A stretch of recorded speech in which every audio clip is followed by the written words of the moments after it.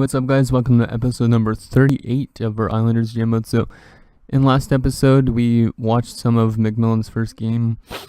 He actually got the win, and he actually started off his career very well. I don't know if it's going to continue the entire season, but damn, it's just crazy. He's only an 80 overall backup currently, but look at the stats. He's played 6 games. He's 6-0, so he's not lost a game. 0.81 goals against average. He's got a 939 save percentage as well. So, look at that, 163 shots against, and he's only out 10 goals. So he's basically made 153 saves already this season. So that's very nice. And I didn't look at his height and weight. He's 6'2", 209. So he's a big goalie. So not as big as Ben Bishop, but for weight wise, he's pretty big. So, but that's that. So continue with the season simulation. We basically simmed up to, what day is it, December 1st. So we'll probably get the rest of the season done in this episode unless we make a trade at the deadline. Maybe that will take longer, I don't know. But yeah, we'll try and get most of the season out of the way. And then maybe next episode will be the start of the playoffs, if we make the playoffs. Because I'm not saying we are going to necessarily. I say we should be able to, but I'm not 100% sure. You never know. Because our team currently is 14-7-5. The best start to the season, but there's two wins to start December. There's a loss. But yeah, I'm hoping we have a very good season, and I hope McMillan continues his role, because McMillan's starting to play basically what Andrew Hammond did when Andrew Hammond went on that tear with the Sens when his first few NHL games. So Ho-Sang, he likes, but he's on the third line this year, so that's good news, and he likes demanding. So,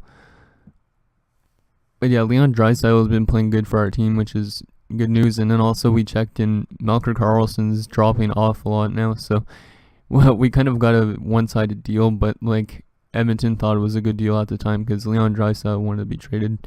But it looks like we're starting to play a bit better, and we got our scouting assignment to assign. So let's see. Let's go to Finland since it's an A- area for 1 month. So 19-10-5. So yeah, we're playing pretty good. Not sure on how McMillan's stats are, if they're changing, if he's now allowing a lot of goals or something. But hopefully, it would be neat to see if we could win a cup with him as the backup. So then he's got that in his head that he wants to win more, and then maybe we win more cups. Yeah, I'm happy with team performance as well, Josh. Thank you. But yeah, so it'd be cool to win the cup with him as the backup, and then next season he'll probably be our starting goaltender.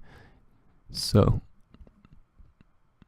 but it looks like Leon's liking it here in New York way more than he did with Edmonton, because he's getting his ice time he deserves apparently. So, so up at January 1st we are 21-13-5. So basically 21-18.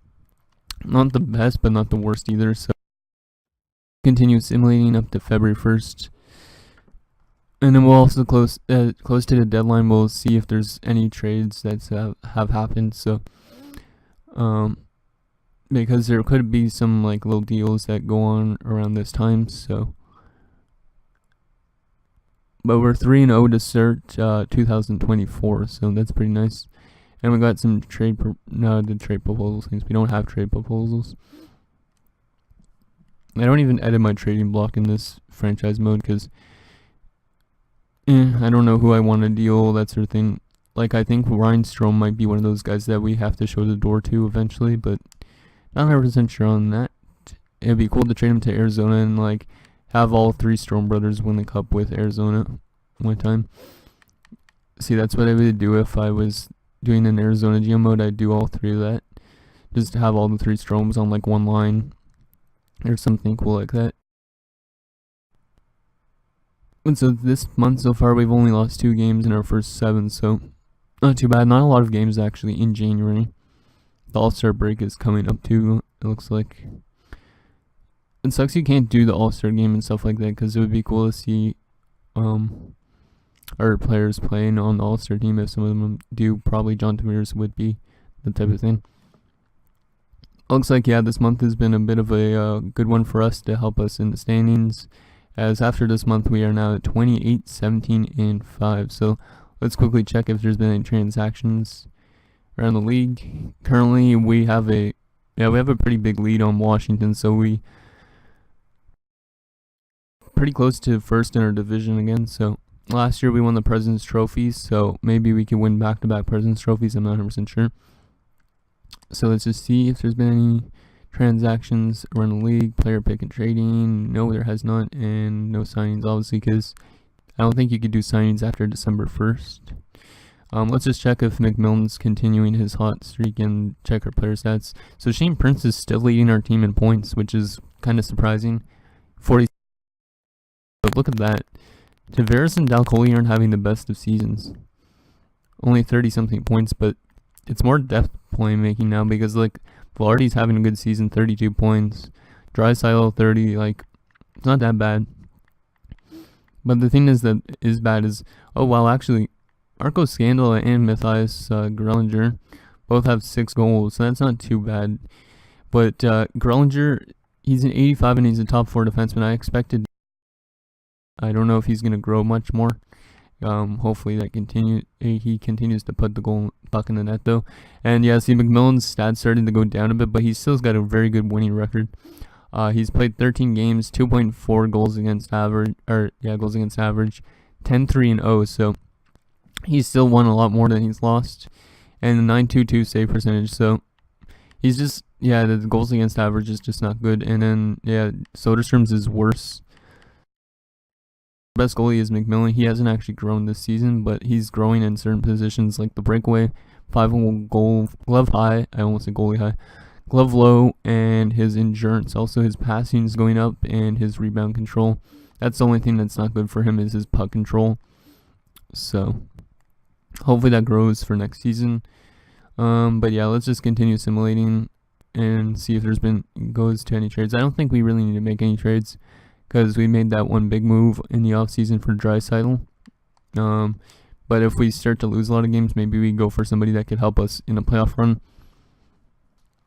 Because I'd like to have somebody that maybe could help us win that Stanley Cup that we need. Like last year, we won the President's Trophy, so maybe it'd be nice to win a Stanley Cup the year after winning the President's. You never know. So we got some more player morale to deal with. No injuries again this season so far, so Leon Draisaitl wants more minutes.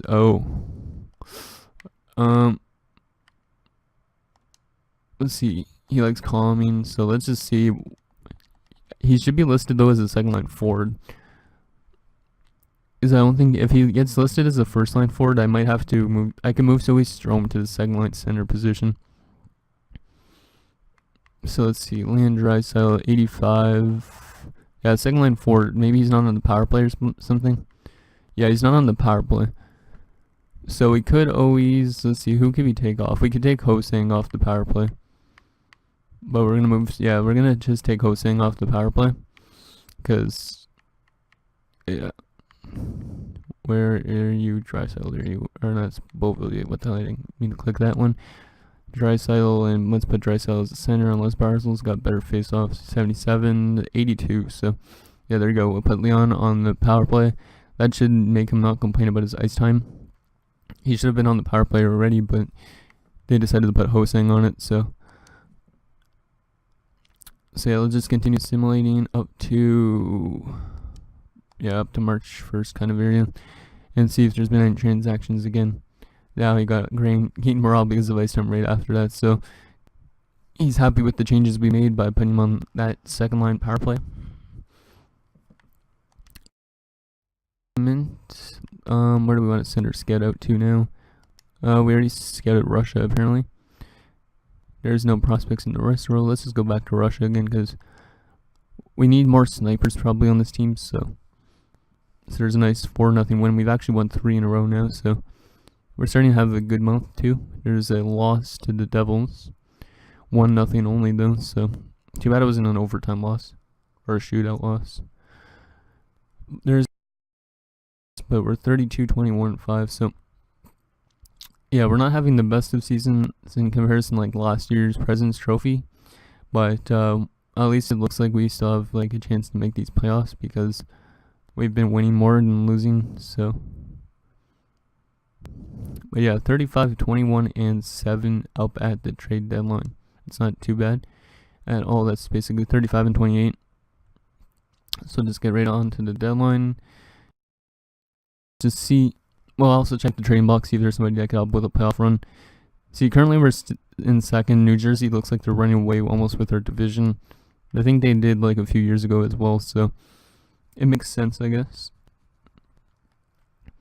But last year we won our division because obviously we won the President's Trophy. So okay, so let's see if there's been any trades, and there has been a few. So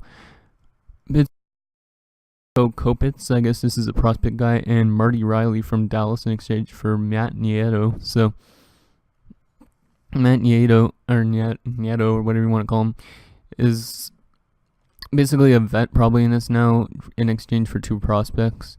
Then you got right wing G. Broder, D. M. Cleary, and R. Bobkov. So you got a bunch of prospects for Zach Bogosian and Sam Gagner. So yeah, it looks like most of it's just prospects for goalie, or for veterans. And in Pittsburgh acquired Casey Quirk and Pascal Gervais-Chouinard for Brian Rust. So it's that, and obviously no signings. So let's just check the trading blocks, see if there's anything that could help us with the playoff run.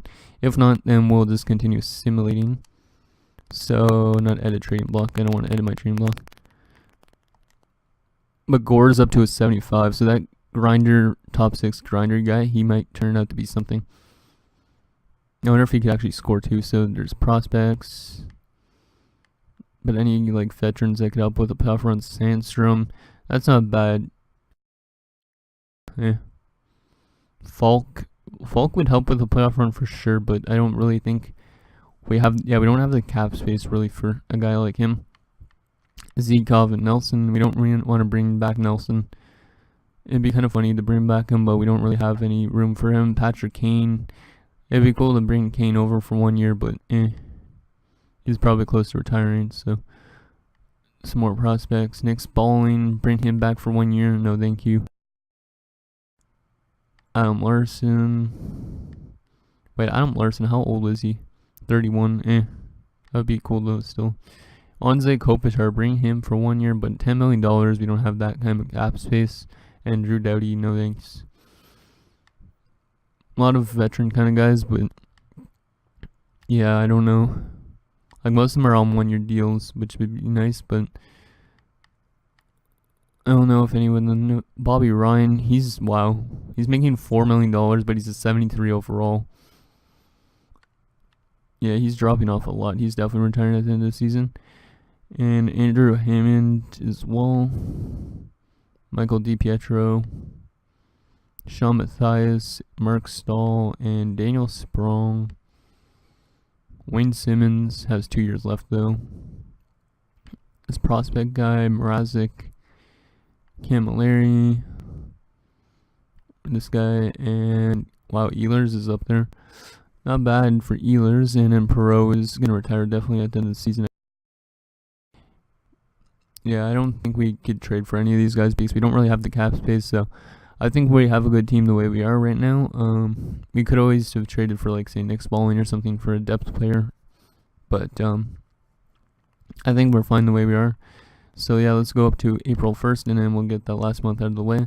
We'll check our player stats at the end of the season as well and see who we're going up against, because I think we should be making these playoffs, but who knows? Because we're a bit of back and forth win-loss. Oh, there's a few wins actually. 3 wins in the first 4 games, but there's a loss. See, we're like a back and forth team. Like we win one, we lose one, that type of thing. Or we win a few games and then we lose a few games, that type of idea. So, not sure how it's going to work come the playoffs, if it's going to help us win a cup or not, but that is the goal, I guess. Is obviously it'd be nice to get a year after winning the Presidents. But I didn't I didn't look, but our AHL team is 42-19-1. So our AHL team's definitely making the playoffs down there. So that's good news. They haven't really made it that far, but we don't really have any big prospects except for a few medium top 6 forward guys down there. So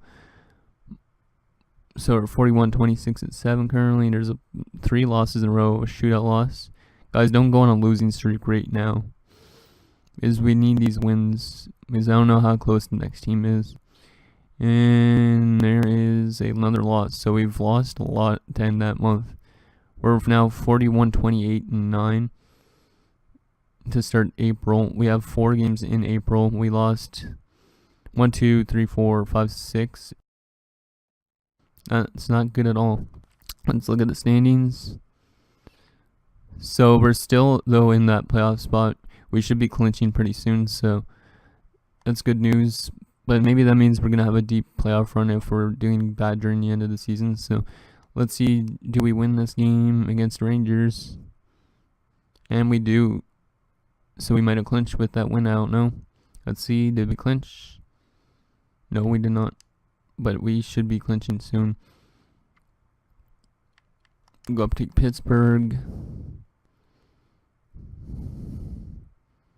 Let's see, did we clinch? No, we did not still. But it looks like Pittsburgh's not even in the playoffs.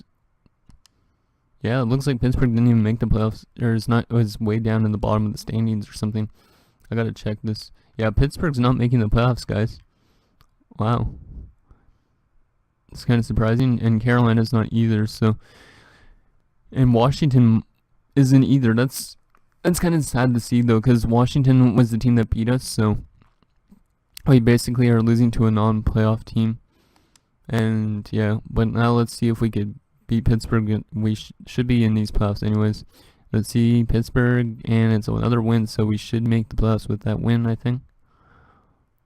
Yep, we have clinched our playoff spot for the whatever straight year. We have still 2 more games to go, so we could still pass Columbus, but we're not getting that back-to-back President's Trophy, so. But maybe we get that Stanley Cup this year then. So let's get these last 2 games out of the way. Game against Montreal and Philadelphia. Game against Montreal is... Oh, we have to send out our scout again. But damn it, scout stuff. 1 month in WHL, and it's a loss to Montreal and a loss to Philadelphia. So, not a very good season for stat-wise, or team stat-wise. But we managed to make the playoffs. We finished 43-30-9, so basically 43-39. So just above 500. Philadelphia also clinched, but our divisional rivals, New York Rangers, actually didn't make it. Caps, so not too scary looking in this division, at least for the playoffs. So let's see who we're up against in round number 1 this year, and it's going to be the Columbus Blue Jackets. So we played Columbus a few years ago, I think, in round number 2, and we lost to them. So Columbus has home ice in this series. That's who we're going to be up against. They went 46-25-11 in the regular season, so not much better than us. But yeah, so that's who we're going to play against. We'll look at their lines in a sec as well after we check the other playoff matchups. So in round number 1, you have us in Columbus, obviously, like I was just saying. Philly, New Jersey. Philly's already got a 1-0 lead. Toronto and Detroit, so a nice original 6 matchup there. Tampa and Ottawa. Tampa's already leading 1-0.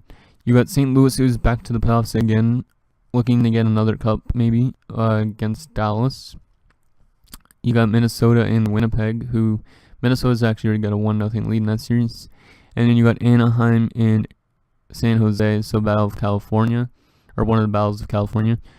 And then you got Arizona, the defending Stanley Cup champions, and the Colorado Avalanche. So Arizona's a 1-0 on that, so they're looking for maybe back-to-back Stanley Cups. If they win a back-to-back Stanley Cup, that would be kind of funny, but it would kind of suck because I would want to trade Ryan Strome to them to play with the brothers. But so yeah, let's just check our player stats for the regular season, and then we'll look at the matchup or the lines for the Columbus Blue Jackets. So 69 points. Shane Prince leads us in points with 25 goals as well. So very good season for Shane Prince in comparison to the last few years, I think. Michael Dalcoli finishes with 62 points. Strome with 58. Javert is only with 58. He might be starting to drop off because of his age. Like, he could be retiring pretty soon. So we might want to somewhere, I don't know. Leon Draisaitl had 51 points in his first season with us, so very successful. Matthew Barzal with 48. Hosang 45. Velarde 45. Leddy 37. So that's a good performance for a defenseman.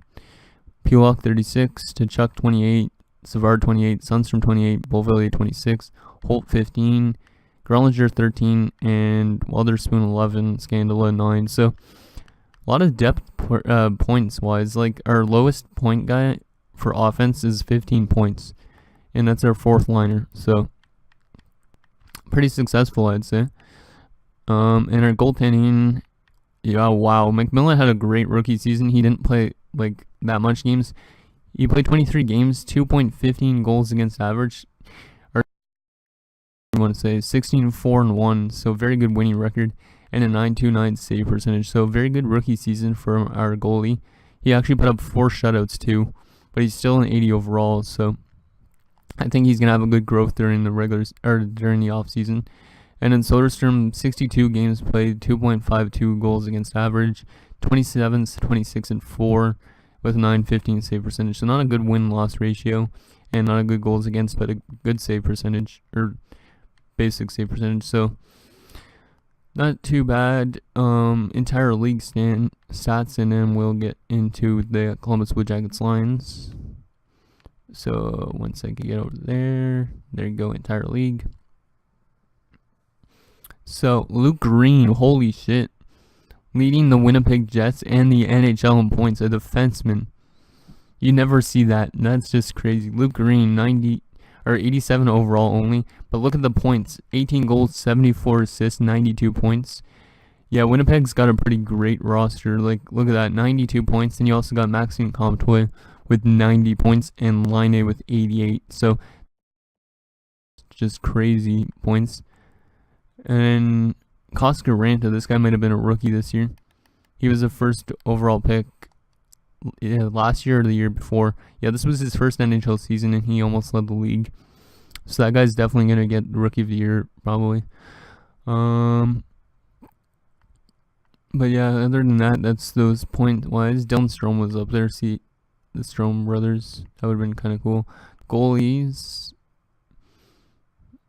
Or wait, not goalies. We don't need to check goalies. Rookie skaters. Let's just see. Yeah, Koska Ranta probably, right? Yeah, Koska Ranta, then Danis, Ashton, Modry. Just a bunch of these young guys. But yeah, damn. That's insane. I've never seen win like that much. Like, look at that. 4 penalty minutes only as well, and he's a plus 30. So yeah, Winnipeg's got a crazy team. I don't know. Were they in the playoffs this year? No, they aren't. Oh, yeah, they are. So, yeah, Winnipeg might be one of those teams that win the Stanley Cup soon. I don't know why they haven't yet, because their team's pretty stacked. But, yeah, let's look at the Columbus Blue Jackets lines. Will be the end of this episode. So, apparently, though, we have better offense, we have better defense, and they have better goaltending. So, we'll see how this shapes up, this matchup.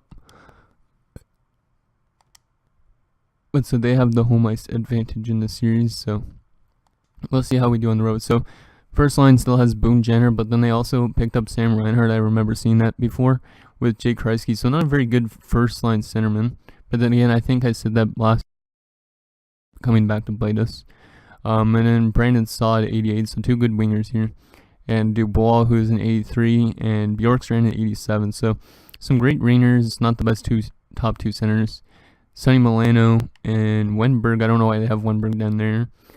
And Foligno. So not too bad if wingers for the third line. Yeah, not a bad third line at all. I remember seeing Edom, Anthony Sloan. They drafted him. And Max Patterson. So yeah, pretty good fourth line as well. So they're pretty good all around, it looks like. Defensively, They have the Cali Lindstrom guy. They drafted him in 2019. He's pretty good. He looks like the next Nick Litzer, maybe. You never know. With Seth Jones, and then their second defensive pairing is Michael Matheson with Dylan Hetherington. So not a bad top four. Like Matheson is kind of weak, but the rest are decent. And then you got Gleb. So you got Mike Green, who's probably looking for his last chance at a cup before he retires, and this young defenseman. So pretty weak top six though. And in goaltending, they got still Korpisalo, and they also have this goalie they drafted in 2020, Jurgen Renkowitz. So yeah, that guy's going to be definitely a starting goaltender. He's listed as a starting goaltending, so they might have problems with that. Maybe Korpisalo is going to be a free agent this year. No, he's got 7 years remaining on his contract. You never know, though. They might want to trade him. Renkowitz has only 1 year left, though, so I don't know if they'll be able to re-sign him. And then there's their scratch players, William Karlsson, Zablocki, and DeBrusk. Zablocki, why have I heard of him? Maybe it was at the draft. Yeah, it's way back in 2017. There's Jake DeBrusk, who is a Boston Bruins pick. So, yeah, they look like they have a pretty decent team. Not sure how I'd say they'd compare to us, except for what EA has it at, but so yeah, that's gonna do it, guys, for this episode of the Islanders GM. So we'll see you guys back up here with episode number 39 when we face the Columbus Blue Jackets in round number 1. Thanks, guys, for watching. See you guys next time.